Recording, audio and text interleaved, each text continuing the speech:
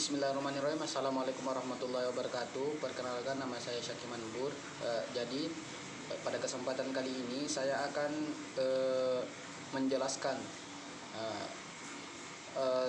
tentang makalah saya tentang bidang kajian filsafat untuk memenuhi ujian akhir semester mata kuliah filsafat ilmu.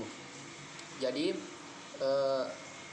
seperti yang kita ketahui, filsafat itu merupakan sebuah sumber telaah yang ingin menjawab berbagai persoalan secara mendalam tentang hakikat sesuatu.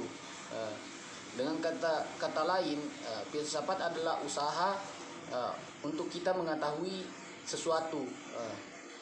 Jadi secara umum bidang kajian filsafat itu mencakup cakupannya itu luas dan meliputi berbagai jenis bidang kajian.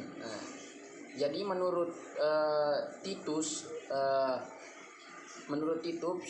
beliau berkata cabang-cabang tradisional yang dibahas dalam filsafat meliputi logika, metafisika, epistemologi, dan etika.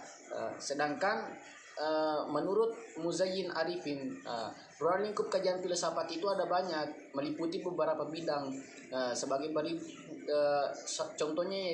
Contohnya itu dalam kosmologi, yaitu suatu pemikiran dalam permasalahan yang berhubungan dengan alam semesta, ruang dan waktu.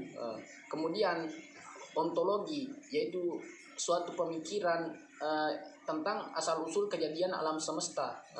Kemudian philosophy of mind, yaitu pemikiran filosof tentang jiwa dan bagaimana hubungannya dengan jasmani dan rohani kita. Epistemologi, bagian yang keempat, epistemologi, yaitu pemikiran tentang apa dan bagaimana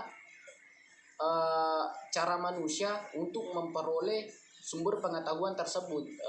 Kemudian aksiologi, yaitu suatu pemikiran tentang masalah-masalah nilai atau hasil dari sumber pengetahuan yang diperoleh oleh manusia.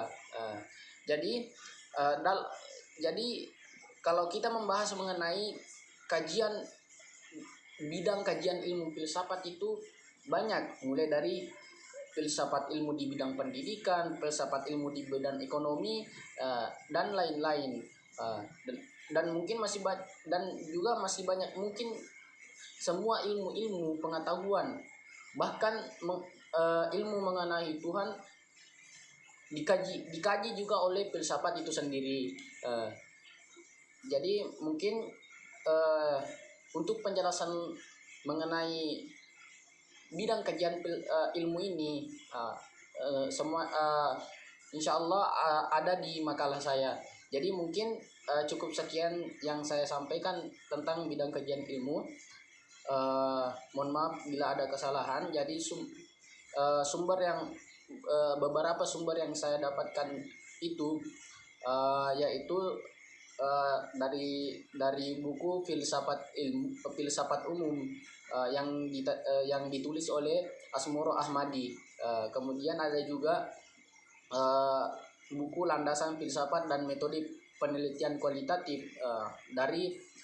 yang ditulis oleh Hariri. Jadi mungkin cukup sekian penjelasan saya. Wallahu muwaffiq ila aqwamit thoriq. Wassalamualaikum warahmatullahi wabarakatuh.